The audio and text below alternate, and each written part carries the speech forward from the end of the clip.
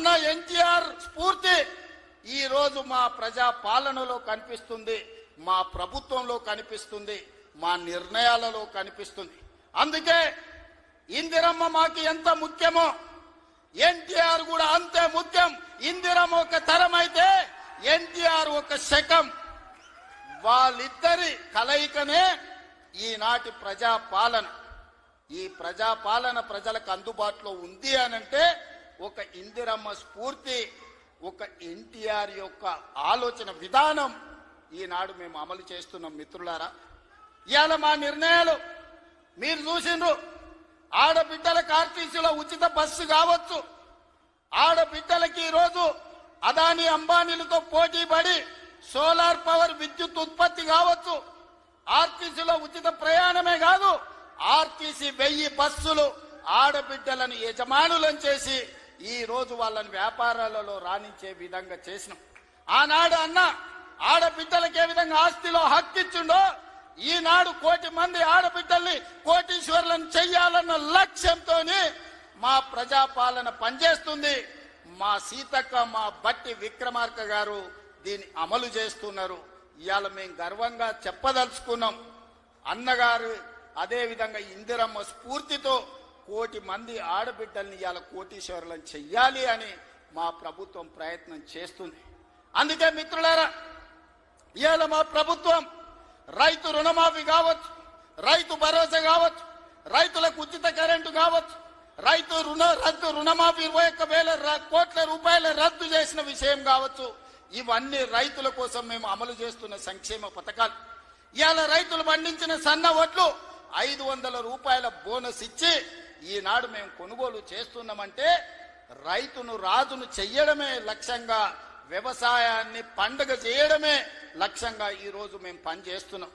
ఇవాళ మహిళలందరికీ అవకాశం ఇవ్వాలి అని స్థానిక సంస్థల్లో ఆనాడు మహిళలకు రిజర్వేషన్లు ఉండాలని రాజీవ్ గాంధీ గారు నిర్ణయం తీసుకుంటే ఆ నిర్ణయాన్ని అమలు చేసిన గొప్ప నాయకుడు ఎన్టీఆర్. ఈ రోజు స్థానిక సంస్థల్లో ఆడబిడ్డలకు 50% అవకాశాలు ఆనాడు రాజీవ్ గాంధీ నిర్ణయం తీసుకుంటే ఎన్టీఆర్ అమలు చేస్తే ఈ రోజు ఆడబిడ్డలకు స్థానిక సంస్థల్లో ఈ రోజు రిజర్వేషన్లు వచ్చినాయి. ఆ స్ఫూర్తితో ఈనాడు శాసనసభలో, లోక్సభలో మహిళలకు రిజర్వేషన్లు ఉండాలి, 33% ఇవ్వాలి అని ఈ వేదిక మీద ఉన్న మేమందరం కట్టుబడి ఉన్నాం. రాబోయే ఎన్నికలు 33% రిజర్వేషన్లు ఈ రోజు మహిళలకు ఇచ్చే విధంగా మేము ముందుకు వెళ్తామని నేను తెలియజేస్తున్నాను.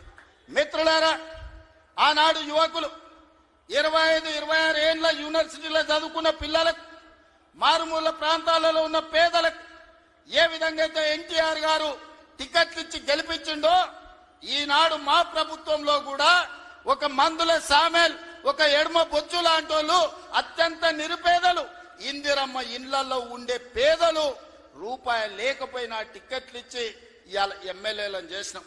ఒక యువమిత్రుడు, క్రీడాకారుడు బాలయ్య గారి బ్యాచ్మెట్ నిజాం కాలేజీలో క్రీడాకారుణ్ణి ఇవాళ మంత్రిని చేసిన మహమ్మద్ అజారుద్దీన్ గారిని, ఈ రోజు వాకిటి శ్రీహరి కావచ్చు, యువమిత్రుడు పొన్నం ప్రభాకర్ విద్యార్థి రాజకీయాల నుంచి వచ్చిన మిత్రుడు ఈ రోజు మంత్రివర్గంలో సహచరుడు. అంటే ఇవన్నీ కూడా యువత కోసం.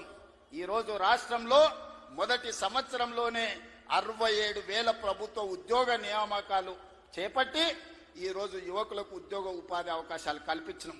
మహిళలకు 60,000 కోట్ల రూపాయల బ్యాంకు లింకేజ్ అప్పులు ఇప్పించినాం.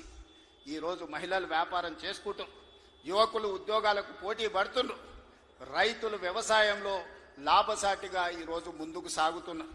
ఇవన్నీ మీ ఆశీర్వాదంతో మీరండగా నిలబడి ఆనాడు 2023 డిసెంబర్ 7 నాడు ప్రజాపాలనను మీ ఆశీర్వాదంతో అధికారం చేపట్టి ఉప ఎన్నికలు జరిగితే కంటోన్మెంట్ అయినా, జూబ్లీ హిల్స్ అయినా మీరందరూ అండగా నిలబడి గెలిపించబట్టే ఈనాడు ప్రజాపాలన